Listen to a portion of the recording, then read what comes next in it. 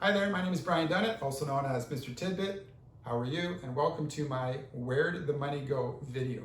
Yeah, I think this is a fun video, folks. It's all about a realtor's compensation and what happens to their paycheck at closing. So, I know what you're thinking. How is this important to me? Why would I need to know this? Well, I think there's a consensus out there that hiring a realtor to sell your home is, well, expensive. So I'm here to shed some light on the situation and hopefully give you a better understanding. Okay, so let's jump right in.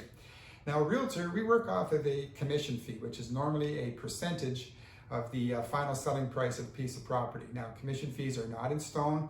They will differ from brokerage to brokerage, realtor to realtor, and even between service packages that you might be considering, okay? So let's look at a real life example. You've hired a realtor, you've agreed to pay 5%. If they find the buyer, great, they're entitled to the full 5%, but more than likely there's going to be a realtor on the buyer's side. So if that's the case, then the commission is split, we'll say equally 2.5 and 2.5. And it certainly appears that you as the home seller are responsible for paying 2 realtors for a full 5%. Now, I've actually made a video about this. It's entitled Who Pays the Commission? That really spells out who's responsible. Is it the seller or is it the buyer? So you're encouraged to watch that. But for the purposes of this video, we'll assume it's the seller paying this 5% commission, not a problem, okay? So your home is marketed, you've received an offer in time, $800,000, going to close in 60 days, and at closing, 5% comes off. That's $40,000, isn't it? Divided by 2, mind you, 20,000 and 20,000. And you're thinking, wow, what a great life for a realtor to sell one house and make this kind of money. Well, this is kind of where the video starts right about now, because I'm going to break it down for you, okay? Now, you might not know this, that this is a great tidbit of information, but each realtor with the brokerage that they work for, we have a contract with the owner, okay? Whether it be a big nationally franchised brokerage, you might know 3 or 4, medium or smaller companies. And in a nutshell, just to keep things flowing here, we're working off percentages. So it could be a 90-10 split, 80-20, 70-30, 60-40 split, okay? Now let's assume that your realtor is on a 70-30 split. So that means 30% comes right off the top line. That's $6,000 in this scenario and is handed over to the brokerage office. Yeah. Why is that? Okay, well, that's because that brick and mortar building at your downtown location, okay, needs to function with money, okay? And there's various costs that incur every month and every year. Right off the top, maintenance. So that building might need a new roof in time, maybe a new furnace, maybe a new AC unit. It's got janitorial services to keep it clean, okay? It's having to pay applicable taxes. It needs insurance against fire and flood. Look at all the office equipment that's going to have to be purchased and supplied there, okay? Computer systems plus the software to make it run.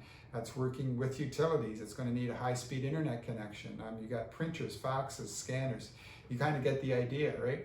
And let's think about all the staff that is there as well. The receptionists, the accountants, the administrators, the trainers, the managers, all looking for their paychecks. And where does it come from? Those slices that come off the top lines of realtor checks, okay? So that leaves still $14,000 for the realtor, not a problem, but you know what? We're all entrepreneurs running our own small business, and like every small business, we have various costs as well.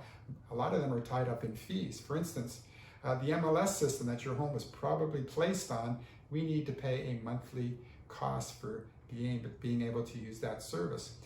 And there's also association fees. I'll give you an example. The Cross Canada website, realtor.ca, that you're probably familiar with, you know why that exists? It's because realtors pay association fees to that particular organization.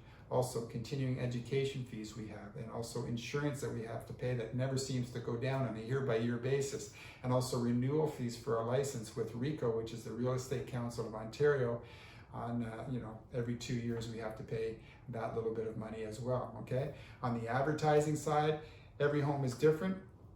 But let's think about your particular home in this situation. Did your house have a for sale sign in the front yard? Was it installed professionally? Was there a talking house ad by chance? Did your home have any pictures? Did it have any video taken? Any newspaper advertising? Was there any open houses performed? Did the home have any feature sheets or flyers or DVDs on the inside so buyers could pick up? Was there any social media advertising? All of these things, folks, are hard costs that have to come off the realtor's paycheck. Then we get into promotional items. Calendars, keychains, coffee mugs, business cards, that sort of thing, sure. But even further might be billboards, park benches, sides of city buses, radio advertising, TV advertising. Again, all hard costs to promote ourselves and keep you in top of mind consciousness, so to speak. And it goes a little bit further than that.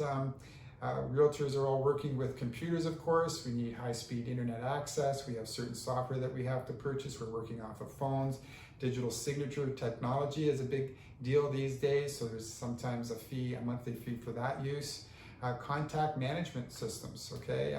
You might have received a digital newsletter prior to you meeting your realtor, and we pay monthly fees for that company to create content and then email those contacts that information. So the list doesn't really seem to stop. I could probably carry on here, and at the end of it all, of course, we're going to have to do our yearly income tax, and the Canadian government's going to take their share as well. Further to all of this, no pension plan for a realtor, folks. We're trying to take a little bit off of each paycheck and attribute it to our retirement as well, and no benefit package. So any dental or eyewear that we might need, we're having to pay the monthly fees for those particular plans, okay? And last but not least, and I think it's important to touch on this, is that realtors actually work for free until we strike a deal. Very rarely do we take a retainer fee, unlike a lawyer or perhaps a construction crew who needs a deposit up front.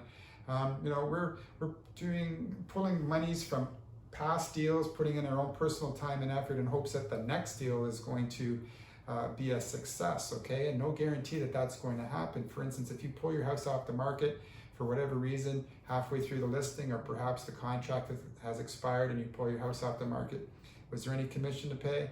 No. So we have to kind of balance all of these things into the yearly equation, because unfortunately not every situation is going to work out. So, okay?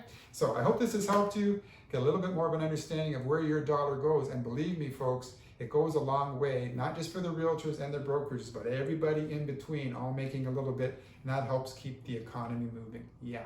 If you have any questions, thoughts, or concerns, please reach out. I'm always here for you. And until the next time, all the best to you.